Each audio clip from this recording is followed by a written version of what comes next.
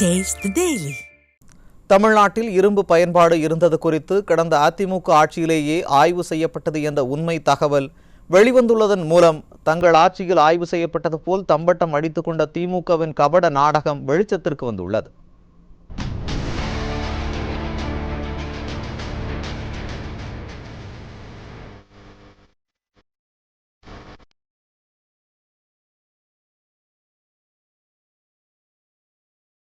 தமிழ்நாட்டில் இரும்பின் பயன்பாடு கிமு 3345ஆம் ஆண்டிலேயே இருந்துள்ளது என்பது பற்றி கடந்த அதிமுக ஆட்சியில் எடப்பாடி கே பழனிசாமி முதலமைச்சராக இருந்தபோது கடந்த 2021ஆம் ஆண்டு பிப்ரவரி மாதம் 2ஆம் தேதி ஆய்வுக்கு அனுப்பப்பட்ட நிலையில் 21ஆம் தேதி ஆய்வு முடிவு வந்துள்ளது.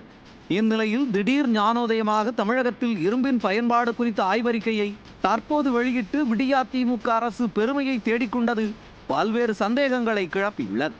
தமிழகத்தில் நிலவும் மோசமான சட்டம் ஒழுங்கு, விலைவாசி உயர்வு, அண்ணா பல்கலைக்கழக மாணவி பாலியல் விவகாரம், அரசுக்கு எதிராக விவசாயிகள், அரசு ஊழியர்கள், பொதுமக்கள் போராட்டத்தில் ஈடுபட்டு வருவது போன்றவற்றை மறைப்பதற்கு திமுக கையில் எடுத்த ஆயுதமா இந்த இரும்பின் பயன்பாடு குறித்த ஆய்வறிக்கை என மக்களிடையே பேச்சு எழுந்துள்ளது.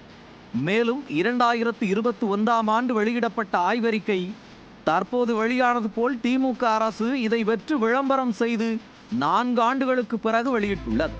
கடந்த அதிமுக ஆட்சியின் திட்டங்கள் ஒவ்வொன்றுக்கும் விளம்பரமாடல் திமுக அரசு ஸ்டிக்கர் ஒட்டி வரும் சூழலில் அந்த வரிசையில் இரும்பின் பயன்பாடு குறித்த அதிமுக ஆட்சியின் ஆய்வறிக்கைக்கும் ஸ்டிக்கர் ஒட்டி மக்கள் காதில் பூவை சுற்றியுள்ளது.